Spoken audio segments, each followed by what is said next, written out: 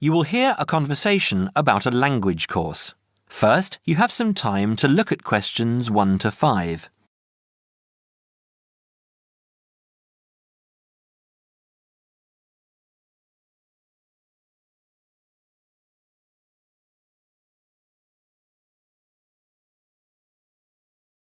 You will see that there is an example that has been done for you. On this occasion only, the conversation relating to this will be played first. Good morning, Borgheimer Language Courses. How may I help you? Oh, yes. I contacted you some time ago about following a German course in Germany, and you advised me to take your placement test before we go any further. Well, I've done that now, so I'd like to go ahead with booking the course for this summer, if that's possible. Certainly, sir. You said you took the placement test. What was the result? I was placed at the O3 level. O3. Right. That's lower intermediate. Fine, Mr. The answer is Level 3 or lower intermediate, so the course level has been filled in for you. Now we shall begin. You should answer the questions as you listen, because you will not hear the recording a second time. Listen carefully and answer questions 1 to 5. Petterson. John Petterson. Could you spell that for me, please, Mr. Petterson? P-E-T-T-E-R-S-S-O-N.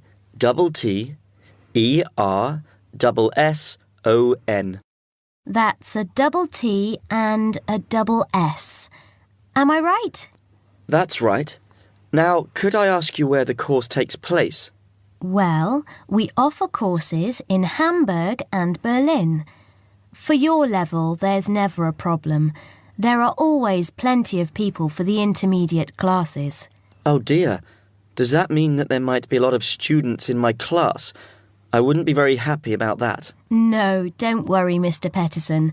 The maximum class size is 12, but I've never known there to be more than 9 or 10 in a class.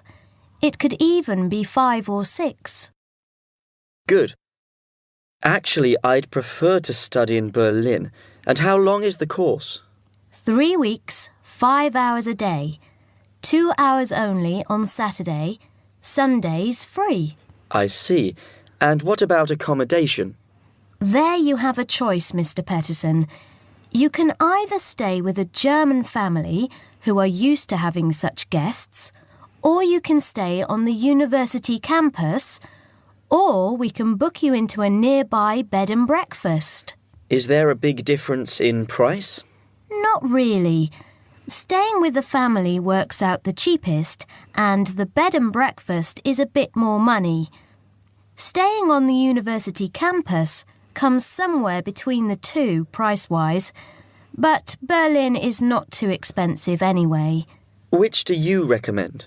Well, if you want to practice your German and be part of a German family, I would recommend staying with a family. Our families are all hand-picked, and we've never had any sort of complaint. Yes, I'll probably do that then. What are the dates of the course? The first summer course starts on the 1st of June in Hamburg and a week later in Berlin, which is what would concern you as you have chosen the Berlin course. That's the 8th of June. The next course would begin on the 2nd of July and then... The 2nd of July course would be perfect for me. Can you put me down for it now? Certainly, Mr. Petterson. Can I have your address, please? 26 Mayfield Drive, Orpington, Kent. I'm afraid I can't remember the postal code. Don't worry, Mr. Petterson. I'll check on it.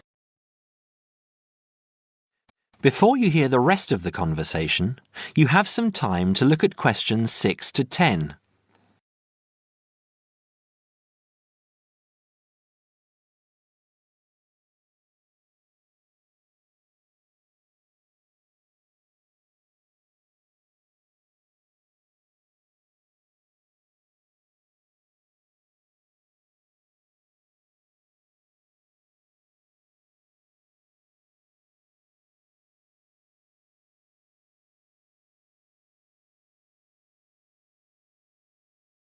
Now listen and answer questions 6 to 10. There are a couple of other things I'd like to ask. Certainly. What do I need to bring on the course? Well, apart from the obvious, you'll need our textbooks. I'll email you the name and publisher. You should be able to find it in your local bookstore. If you do have problems, call me or email me and I'll see what I can do. We provide the computers, computer disks, translation exercises and all that sort of thing, but you will need a good dictionary. We recommend Langenscheidt, which is more than adequate for your level. You don't have to go and spend a lot of money on an expensive dictionary. Not yet, anyway. Maybe you will when your German reaches a very high standard. That would be very nice.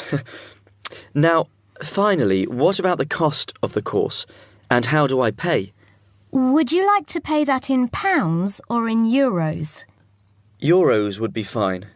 In that case, it's 550 euros. You can pay by credit card if you like. Oh dear, I'm afraid I haven't got a credit card. How else can I pay? That's not a problem, Mr. Peterson. You can pay by bank transfer. Fine. By the way, I forgot to mention I am a full-time student. Have you got a student card? Oh, yes. Then that does make a difference, you'll be pleased to hear. You are entitled to 35% off the full price. And if you can persuade a few people to join you, it would work out even cheaper. How do you mean exactly? Well, for every 5 people you find, 1 goes free. In other words, if there are 6 of you, you get 1 free course. Of course, in reality, you would divide up the savings amongst you, presumably. Right. Well, I'll see what I can do. Thank you. Not at all, Mr. Peterson, and I'm sure you'll enjoy the course. There are, of course, sightseeing possibilities. Would you like me to send you our brochure describing them? Yes, thank you. I'd appreciate that. Anyway, thanks for your help. If I want to call back, who do I ask for? Susanna. I'm here most of the time.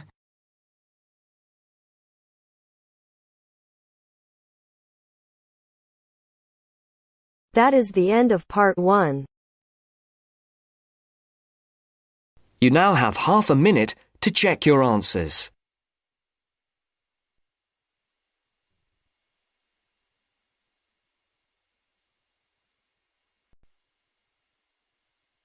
Now turns to part 2.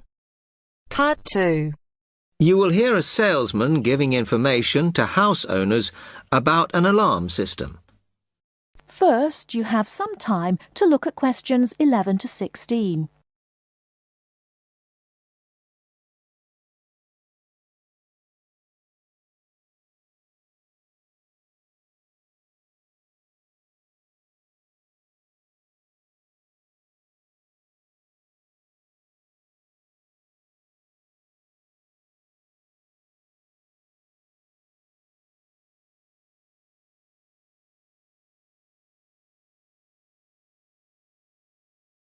Now, listen carefully and answer questions 11 to 16. Thank you for inviting me to your residence meeting. My name is Martin Pugh from Safe Cell Alarms. I'm going to explain a little bit about home security, and I hope you'll all feel a bit better informed, and perhaps that you will even purchase one of the alarms we sell. It is all too easy these days for people to break into our homes. Did you know that 25% of all burglaries are committed by burglars breaking and entering via the back door? Even though it is locked, it is still relatively easy for someone to gain entry. And there are parts of our house that we think are not vulnerable because they look inaccessible. But they're not. So, if you're trying to protect your home, you should make sure the top floor is covered by that protection, not just the ground floor. We believe that the only way to secure your property is by having an alarm fitted. Just having the alarm on the outside can put burglars off, and we also recommend that you warn them about the alarm. To do this, we suggest you stick a sign in the front window of the house so it can be seen clearly. This alone should be enough to dissuade a burglar before they start. Now, our company has a range of alarms on offer, and I brought several along for you to see tonight. But let me just explain a few things about them. First of all of our alarms are highly visible. They're colored red, and on the underneath, there's a blue light, which you can see whether they are switched on or not. This acts as a deterrent to burglars who can see it as an active alarm system. Like most systems, our alarms are very sensitive, so you do need to look after them. You may be surprised to hear that a cat can often slink around unnoticed under the infrared beams, but a spider crawling across them will set them off. Also, our system is a little different from some. Most companies offer an option that connects their alarms to the police station. All our alarms have an automatic link to our company office. This means we can deal with a situation promptly and can sort out any alarms that have gone off by mistake. Before you hear the rest of the talk, you have some time to look at questions 17 to 20.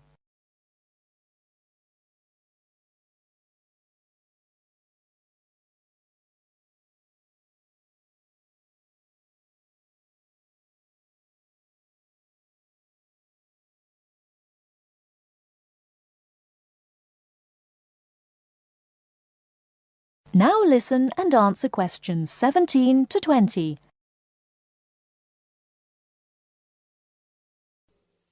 Okay, let me tell you about the installation of our alarms. Later on, I'll show you some house plans and diagrams of how the alarms operate, but you don't have to worry about them being intrusive, as we normally put them in hallways rather than individual rooms. The diagrams show you how the beams work to cover the whole house in this way. Oh, one small thing while I remember is don't leave your security code in your house. A lot of people keep it in the kitchen or their study, but we suggest you leave it with a neighbor so that if there is a break-in, the burglars can't switch the system off. Now, regarding the practical aspects of installation, I know that many of you are out all day, and I'm afraid we don't install the alarms at weekends. But we do offer a service where we can fit the alarm system in the evenings for you. But we do charge a little bit extra for that. Finally, we do offer a range of systems, so I suggest you look at the leaflets on our prices. And please, don't be put off from investing in a more sophisticated system to protect your home, as we do allow you to set up a monthly payment if it's too much in one go. Okay, now, if you'd like to come forward.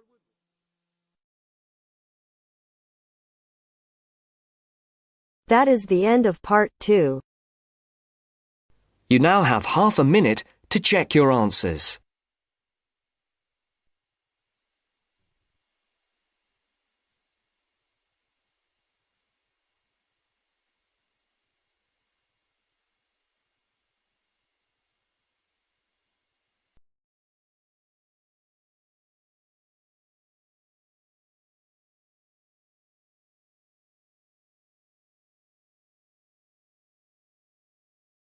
Now turns to part 3.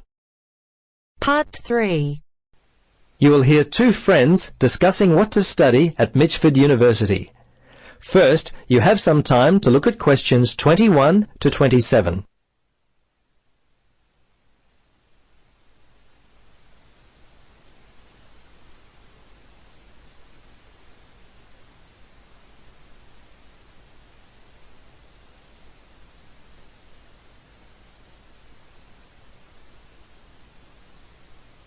Now listen carefully and answer questions 21 to 27. Hello, Gloria. Hi, Paul. I just heard that you're studying psychology this year.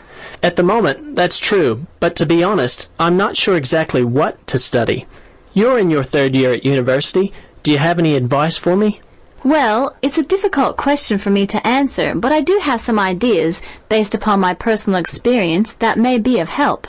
Anything would be helpful at this point. I'm feeling a little worried about what I should do. Well, there are a few things that I would recommend. Firstly, ask yourself, what do you really enjoy studying? For example, maths, English, science? This will help you decide what course you should do.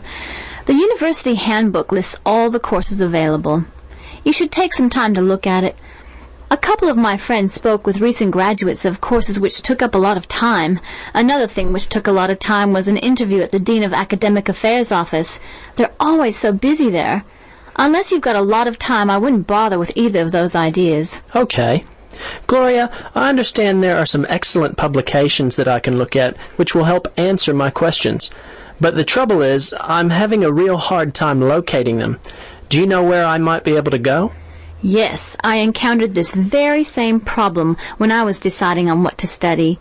I managed to locate a few excellent books that really helped me to decide what was best for me. Now, some of the details will be a little inaccurate.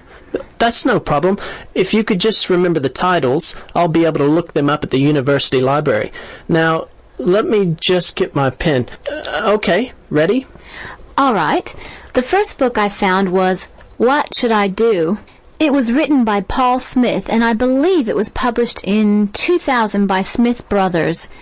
I think this was the best book I read, although Judy Newton's Choosing University Courses was also an excellent help for me. Can you remember what year that one was published? Let me see. Most of the books I read were published around the same year, 2000, I think. I can't remember who published it. I think it was Printers Limited. You'll have to check that one out yourself. No problem. This is just what I've been looking for. Anything else you could recommend? Yes, there was one other book which I remember because my cousin works for the publishers Brown and Tate. He started there in 2002. Anyway, the book's called Surviving University and was written by Julie White. It's an excellent book which came out in 2004. I certainly recommend it.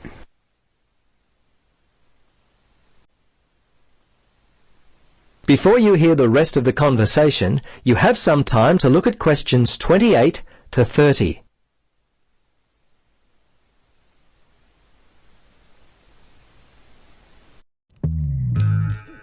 मैंने कहा दोस्त पहले job loss फिर hair loss उसने कहा guaranteed second income है boss अब इनका फ्यूचर सिक्योर नहीं पर आपका होगा टाटा AIA से रहो हर वक्त के लिए तैयार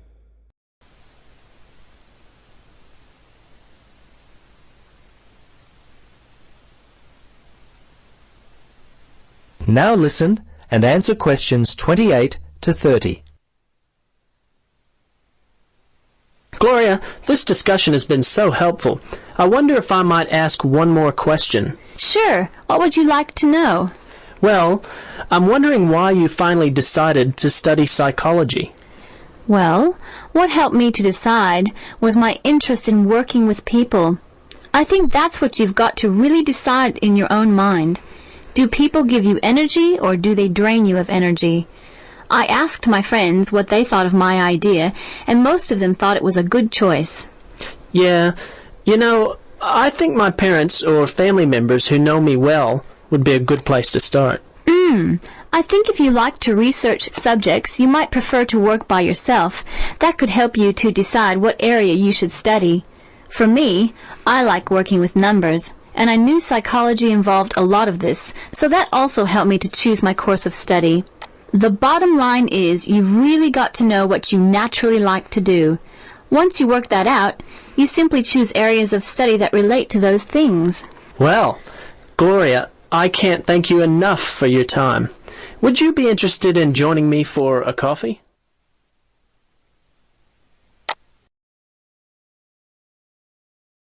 That is the end of part 3. You now have half a minute to check your answers.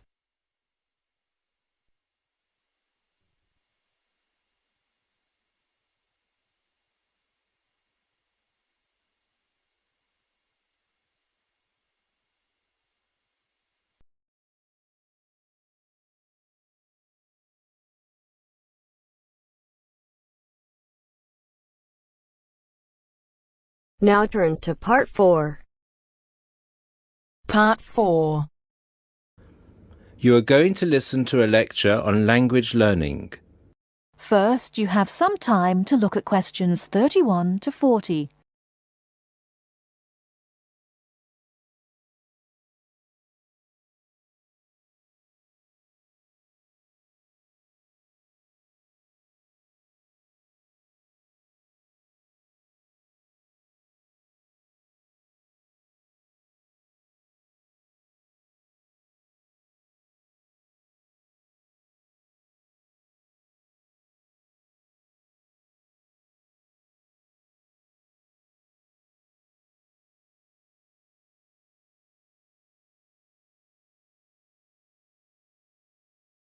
Now listen carefully and answer questions 31 to 40.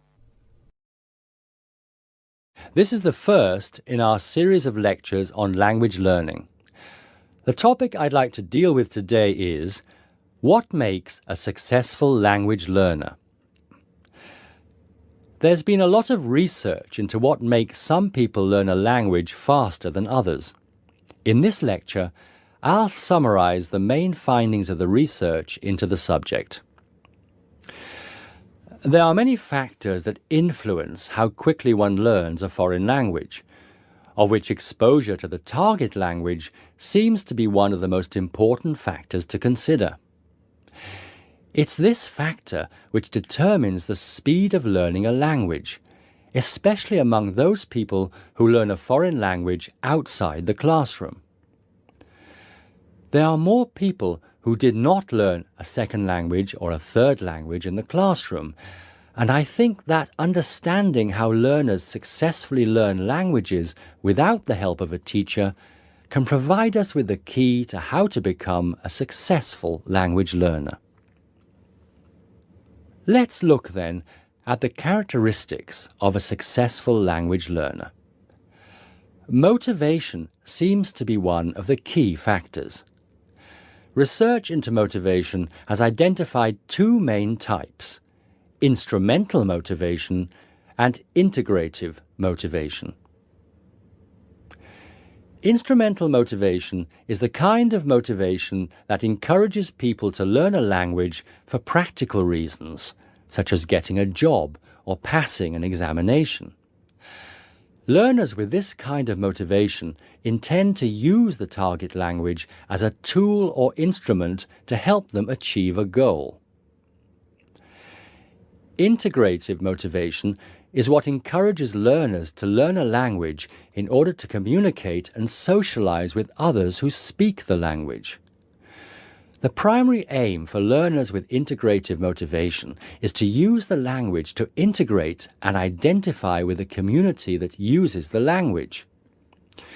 Immigrants, or people who are married to speakers of another language, are motivated in this way. Although most people have mixed motivation, research into language learning and acquisition suggests that integrative motivation produces much better results and is an important characteristic of successful language learners. Personality is another important factor in language learning. One does not need to be an extrovert to learn a foreign language, but willingness to experiment and take risks is essential. Introverted or anxious learners who are afraid of making mistakes find it harder to learn a language. Good language learners will try to experiment with different ways of learning vocabulary or grammar until they find the way that suits them best. Language is a complex system. Successful language learners often design complex learning systems to master a language. They think about how they learn and organize their learning accordingly. They develop their own learning style and use a range of learning skills such as efficient revision techniques, systems for learning and organizing vocabulary, the ability to monitor their own speech, and the ability to plan their learning. Finally, age is another major factor to be borne in mind. Children seem to be in the best position to learn a foreign language rapidly and with the best results. Older learners can also be very successful and become proficient at using a language. Adult learners who make decisions about their learning and are independent of the teacher, who are analytical and aware of how they learn, and who take responsibility for their learning, stand a very good chance of learning a foreign language successfully. That is the end of part 4. You now have half a minute to check your answers.